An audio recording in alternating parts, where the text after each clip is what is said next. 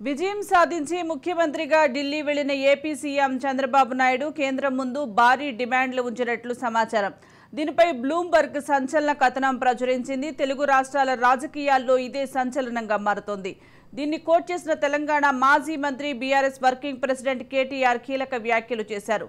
తెలంగాణ ప్రజలు గమనిస్తున్నారా అంటూ ఆయన బ్లూంబర్గ్ కథనాన్ని రీపోస్ట్ చేశారు. ట్రిలియన్ రూపాయలు కేంద్రం సాయం ఉంటే తప్ప ఆంధ్రప్రదేశ్ రాష్ట్రం నిలదొక్కుకోవటం చాలా కష్టమని కేంద్రానికి చంద్రబాబు చెప్పారట. ఆంధ్రప్రదేశ్ రాజధాని నిర్మాణంతో పాటు ఇతర కీలకమైన ప్రాజెక్టులు పూర్తి చేయాలంటే భారీగా నిధులు అవసరమని ప్రధానమంత్రి మోదీకి చెప్పినట్లు ఆ కథనం వెల్లడించింది. ఏపీ కోలుకునేందుకు ఈ బడ్జెట్లో కేంద్రం నుంచి భారీగా సాయం చేయాలనే ప్రతిపాదన మోదీ ముందు చంద్రబాబు ఉంచారని సమాచారం.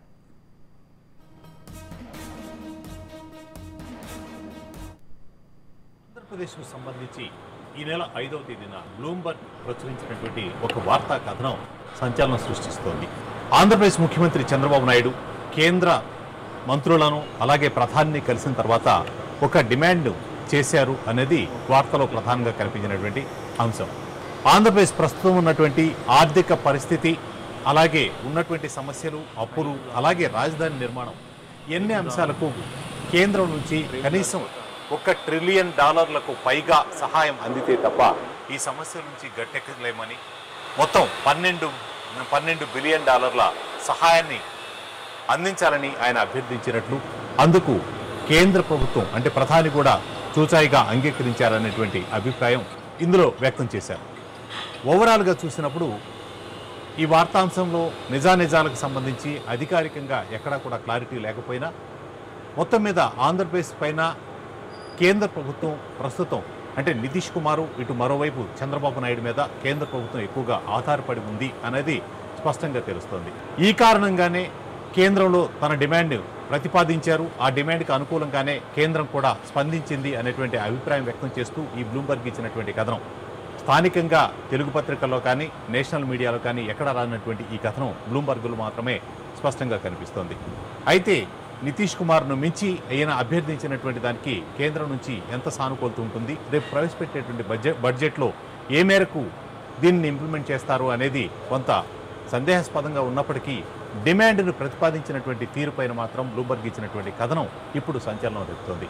ఈ సంచలనం అంటే కథనం కంటే కూడా ఈ కథనాన్ని పోస్ట్ చేస్తూ ఎక్స్లో తెలంగాణ మాజీ మంత్రి బీఆర్ఎస్ వర్కింగ్ ప్రెసిడెంట్గా ఉన్నటువంటి కేటీఆర్ ట్వీట్ చేస్తూ స్థానిక ప్రభుత్వాలు, స్థానిక పార్టీలు అధికారంలో ఉంటే కేంద్ర ప్రభుత్వంలో అంటే తమకు అనుకూలంగా ఎలాంటి డిమాండ్లు ప్రతిపాదించవచ్చు అనేదానికి దీనిని ఉదాహరణగా చూపారు.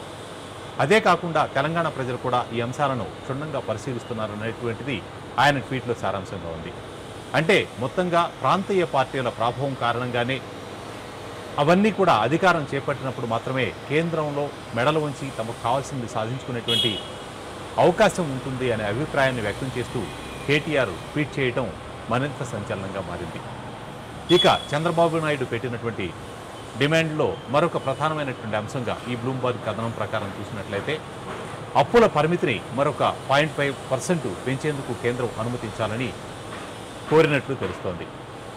వాస్తవంగా గతంలో అంటే 2019 వరకు 31% ఉన్నటువంటి అప్పులు 2019 నుంచి ఇప్పుడు 24 నాటికి అది 34% పెరిగినాయి అనేది మనకు తెలిసినట్టు. అంటే ఓవరాల్గా చూసినప్పుడు ప్రస్తుతం ఈ 0.5% కనుక పరిమితిని పెంచేట్లయితే వీటి ద్వారా రాష్ట్రంలో అభివృద్ధికి, అలాగే ప్రాజెక్టులు, అమరావతి నిర్మాణం, వీటికి సంబంధించినటువంటి పనులు చేసుకోవడానికి తమకు కొంత సానుకూలత ఏర్పడుతుంది అని ప్రధానిని కోరినట్లు ఈ కథనం చెప్తోంది.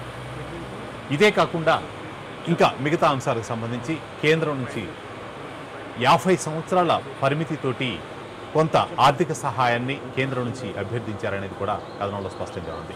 ఇప్పటికే జీడీపీకి సంబంధించి అలాగే ద్రవ్యోల్బణాన్ని పూర్తి స్థాయిలో తగ్గించాలని కేంద్ర ఆర్థిక మంత్రి నిర్మలా సీతారామన్ చేస్తున్నటువంటి ప్రయత్నాలు, మరోవైపు అప్పుల భారాన్ని కూడా తగ్గించాలని చేస్తున్నటువంటి ప్రయత్నాల్లో ఇప్పుడు ప్రస్తుతం ఆంధ్రప్రదేశ్కు ఈ మేరకు కేటాయించే అవకాశం ఉందా లేదా అనేది ఒక ప్రశ్న.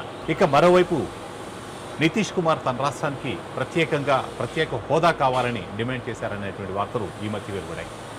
చంద్రబాబు నాయుడు ప్రత్యేక హోదా గురించి చెప్పారా లేదా ప్రత్యేకంగా ఈ డిమాండ్ ఆర్థికపరమైనటువంటి సహాయాన్ని మాత్రమే అభ్యర్థించారా అనే దాని మీద ప్రత్యేకంగా ఎలాంటి కథనాలు రానప్పటికీ వీటికి సంబంధించి తాము పెట్టినటువంటి డిమాండ్ల పైన వాళ్ళు ఎక్కడా మాట్లాడకపోయినప్పటికీ ప్రస్తుతం కేంద్రం ఈ రెండు పార్టీలు అంటే అటు నితీష్ కుమార్ ఇక్కడ చంద్రబాబు నాయుడు పార్టీల మీదే ఆధారపడి నడుస్తుందనేది వాస్తవం. గతంతో పోల్చినప్పుడు అంటే 2019-24 మధ్య పూర్తి మెజారిటీతో ఉన్నటువంటి ఎన్డీఏ ప్రభుత్వం ఈ రోజున ఈ చంద్రబాబు నాయుడు నితీష్ కుమార్ల మీద ఆధారపడే నడుస్తుందనేది కూడా వాస్తవం. సో సౌత్ పూర్తి స్థాయిలో చూసినట్లయితే దక్షిణాది రాష్ట్రాలే ప్రస్తుతం ఈసారి ఎన్డీఏ ప్రభుత్వానికి అధికారం కట్టబెట్టడంలో కీలకంగా వ్యవహరించాయి. అందులో భాగంగానే వారు చేస్తున్నటువంటి డిమాండ్లకు ప్రాధాన్యత వచ్చింది. బ్లూంబర్గ్ కథనమే కాదు, ఏ విధంగా చూసినప్పటికీ కూడా ఈ డిమాండ్లు చేయడానికి అనుకూలమైనటువంటి వాతావరణం కేంద్రంలో ఏర్పడింది అనేది కూడా వాస్తవం.